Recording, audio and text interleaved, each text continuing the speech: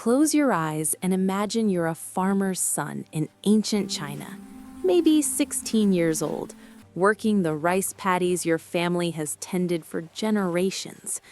One morning, soldiers arrive at your village. They don't ask questions. They don't care that harvest season is approaching. They simply point at you and a dozen other young men and say one word: come. You don't know it yet, but you'll never see your home again. This is how the Great Wall was built, not with grand ceremonies or willing volunteers, but with the broken backs of people who had no choice. And this is the story they don't tell you when you see those beautiful photos of stone serpents winding through misty mountains. Let me take you back to where it all began, to a time when China wasn't even China yet. Picture the land around 700 BCE, splintered into dozens of small kingdoms, each one clawing for survival like crabs in a bucket. The farmers grew wheat and millet in their fields, built their villages of packed earth, and prayed the harvest would be good. But every few months, sometimes every few weeks, the horizon would darken with dust, the ground would tremble, and then they'd come. Riders from the northern steppe, moving like a river of death, their arrows blackening the sky before anyone could even ring the warning bells. How do you fight ghosts? That's what these nomadic warriors were to the settled Chinese kingdoms. Impossible to predict, impossible to catch, and absolutely devastating. They'd sweep through a village, take everything of value, burn what was left, and vanish back into the grasslands before any army could respond. So the kingdoms did the only thing that made sense. They built walls. Simple earthen barriers at first, nothing impressive, just desperate attempts to buy a few precious minutes of warning, to force the raiders to slow down, to give families time to hide in the forests or flee to the fortified towns. Now jump forward to 221 BCE. A brilliant, ruthless, absolutely terrifying military commander named Qin Shi Huang has done what everyone said was impossible. He's conquered every rival kingdom and declared himself the first emperor of a unified China. And you know what keeps him awake at night? The same thing that terrified all those little kingdoms, the horsemen of the north, now united under a confederation called the Xiongnu, more powerful than ever. So Emperor Qin looks at all those little walls scattered across his new empire and has an idea that will define China. The path to victory lies here. We must strike decisively. Define China for the next 2,000 years. Connect them, make them stronger, make them taller, make them stretch from the eastern sea to the western deserts, an unbroken line that says to the world, this far and no farther. And this is where our farmer son comes in. Let's call him Wei.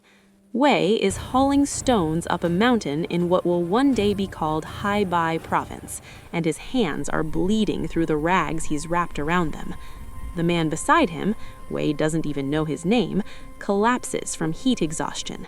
The guards don't stop. They don't offer water. They simply drag the body aside and tell the line to keep moving.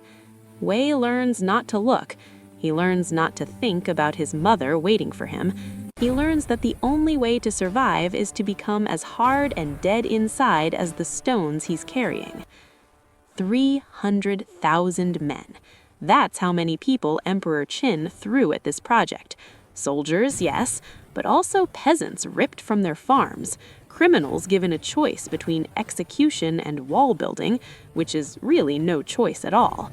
They worked through blistering summers and winters so cold that men's fingers would snap off like icicles when they tried to bend them. They ate thin gruel and slept in ditches, and when they died, and they died by the thousands, sometimes their bodies were simply incorporated into the wall itself, packed between layers of tamped earth. There's a legend about a woman named Xiongnu, whose husband was conscripted to build the wall. She waited for years, and when he never returned, she traveled hundreds of miles to find him.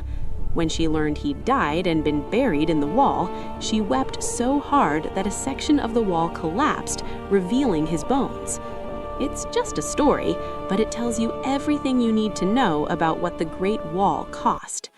But here's the thing, it worked. Not the way you might think. The wall never actually stopped the Xiongnu from invading. Walls don't stop armies, not really. But those watchtowers every few miles, they changed everything.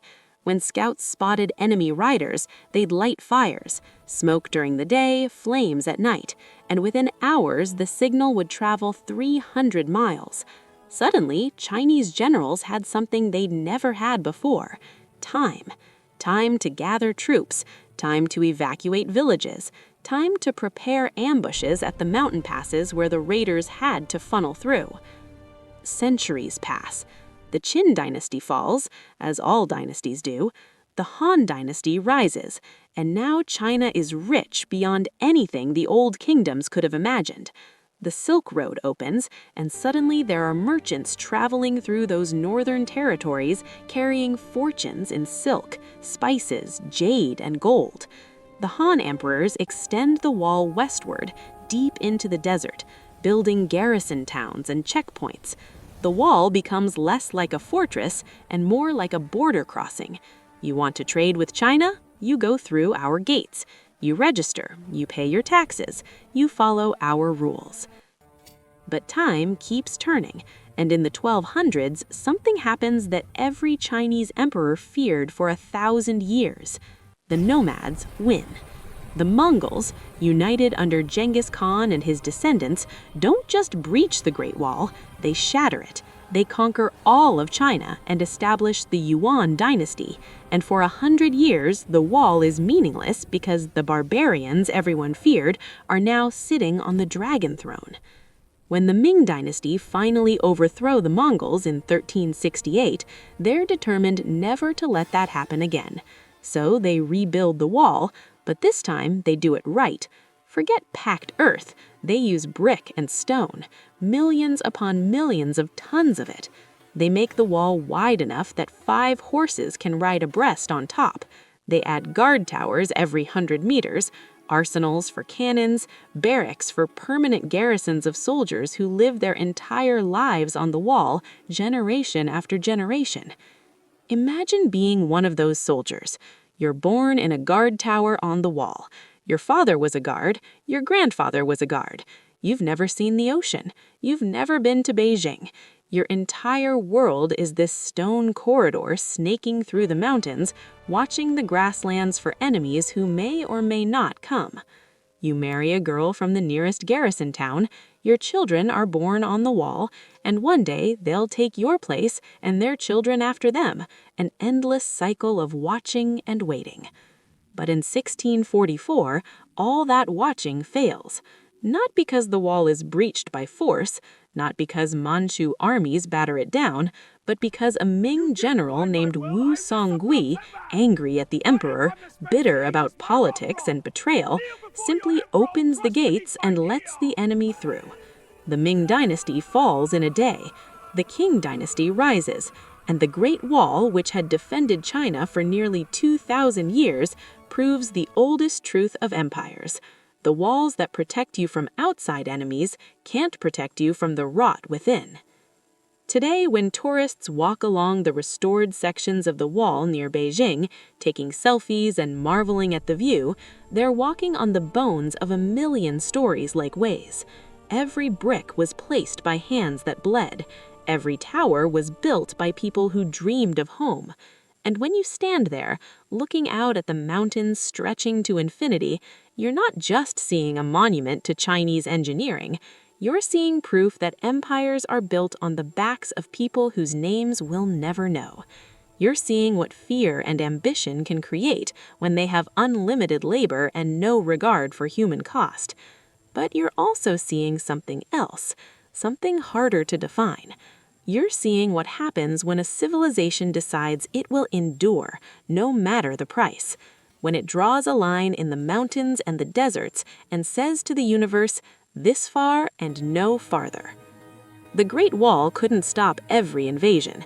It couldn't prevent dynasties from collapsing, but for 2,000 years, it bought time. It saved lives. It gave China a fighting chance. And maybe that's all any wall can do. Not promise safety, but offer hope that when the darkness comes, you'll have a few more moments to light a fire, gather your people, and stand together against whatever's coming. That's the real story of the Great Wall. Not a story of triumph, but of survival. Not a monument to power, but a testament to the desperate, defiant, absolutely human refusal to give up, even when the odds are impossible and the cost is almost too terrible to bear.